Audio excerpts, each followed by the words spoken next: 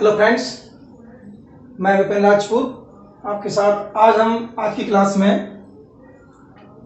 Subject PCMB class 12 का जो unit number 4 है, इसका नाम है यूनिट का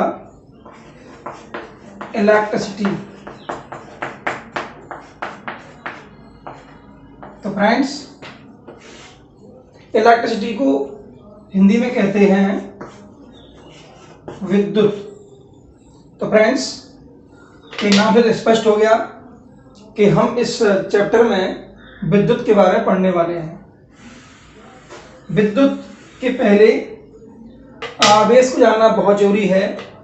तो हम बात कर रहे हैं आवेश के बारे में, यानी कि चार्ज।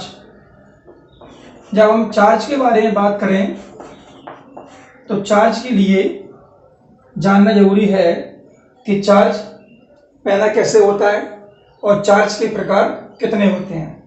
तो मैं आपको बताता हूँ स्टार्ट से। जब वैज्ञानिकों ने एक्सपेरिमेंट्स किया और उन्होंने देखा कि यदि हम इस कांच की छड़ को इस रेशम के कपड़े पर रगड़ते हैं तो रगड़ने पर आप देखेंगे कि इस कांच की छड़ पर प्लस आवेश पैदा हो जाता है।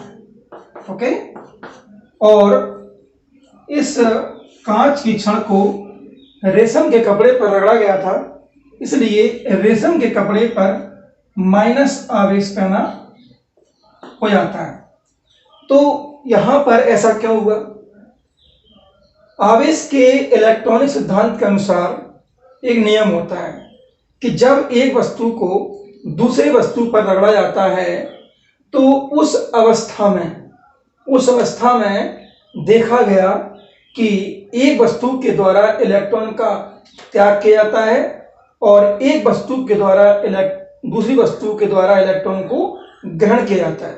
तो ऐसी कंडीशन में अगर आप देखेंगे तो आप पाएंगे कि जो वस्तु इलेक्ट्रॉन का त्याग कर रही है तो वो पॉजिटिव होगी, यानी कि ए वस्तु इलेक्ट्रॉन का त्याग कर रही है, इसलिए ये पॉजिटिव हो गई है। और ए वस्तु इलेक्ट्रॉन का ग्रहण कर रही है, यानी कि इसने त्याग किया है वो उसने प्राप्त कर लिया है। तो यहां से दो बातें आप सीख चुके हैं कि जो वस्तु इलेक्ट्रॉन का त्याग करेगी वो पॉजिटिव होगी और जो वस्तु इलेक्ट्रॉन को ग्रहण करेगी वो नेगेटिव होगी। इस तरह से यहाँ पर वैज्ञानिकों ने और भी एक्सपेरिमेंट्स किए। छड़ जो होती है उसका भी किया, जो छड़ होती है वो नाइट की उसका भी किया, रबर पर किया, प्लास्टिक पर किया, बिल्ली खाल पर किया। तो इस तरह से उन्होंने पाया कि एक वस्तु पॉजिटिव हो रही है, एक वस्तु नेगेटिव हो रही है। और इस तरह से स्पष्ट हो गया कि आवेश दो प्रकार के होते हैं। पहला जो आवेश है वो हमारा आवेश का प्रकार हो गया धनात्मक, और दूसरा जो प्रकार है वो प्रकार हो गया हमारा ऋणात्मक। ओके फ्रेंड्स, तो इस तरह से आपने जाना कि आवेश के दो प्रकार होते हैं, एक धनात्मक आवेश और एक ऋणात्मक आवेश। अब हम इसके बाद यदि हम बात करें तो हमारा जो अगला टॉपिक है वो अगला टॉपिक ये रहेगा कि विद्युत आवेश का जो मात्रक है वो क्या होता है। विद्युत आवेश का जो मात्रक है वो कूलाम होता है। क्या होता है? विद्युत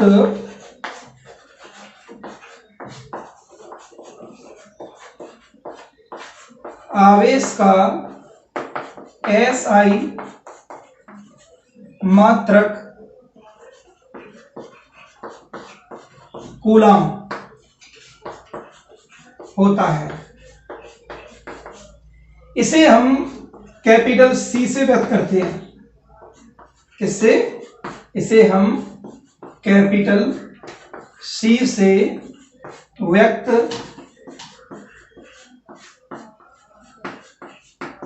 करते हैं। ओके, अब जैसे ही इसको कैपिटल C से व्यक्त करेंगे ना तो यहां पर आपके माइंड में क्वेश्चन आ रहा होगा कि C से व्यक्त क्यों करते हैं, क्योंकि कूलाम का जो अंग्रेजी होता है वो अंग्रेजी होता है CULAMV, इसलिए इसका जो पहला जो वर्ड है उससे हम इसको स्पष्ट कर देते हैं। अब यहां पर एक बात और मैं स्पष्ट कर दूं कि जो आवेश का जो मात्रक है वो आवेश का मात्रक कैसे निकला, कूलाम कैसे निकला। तो इस मात्रक को हम एक सूत्र होता है, वो सूत्र क्या होता है, विद्युत धारा, क्या, विद्युत धारा बराबर होता है आवेश बटे समय, आवेश बटे समय। तो आवेश बटे जो समय होता है ना, वहां से अगर देखा जाए तो यहां गुणा कर देंगे तो हमारा क्या आ जाएगा, हमारा आ जाएगा आवेश बराबर विद्युत धारा गुणा समय, क्या हो जाएगा, समय।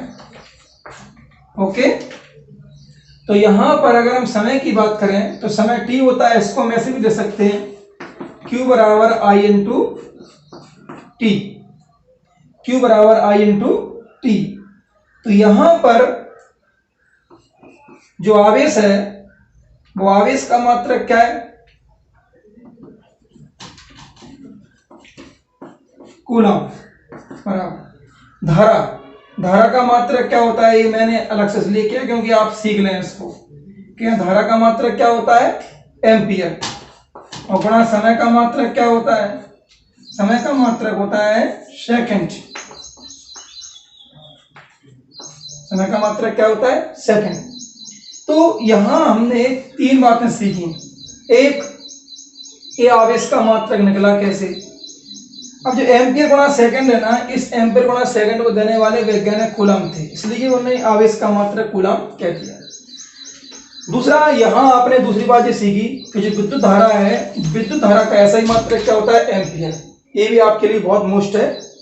और तीसरा, जो समय का मात्रक है वो तो आप जानते ही हैं 11th क्लास से कि इसका मात्रक सेकंड होता है।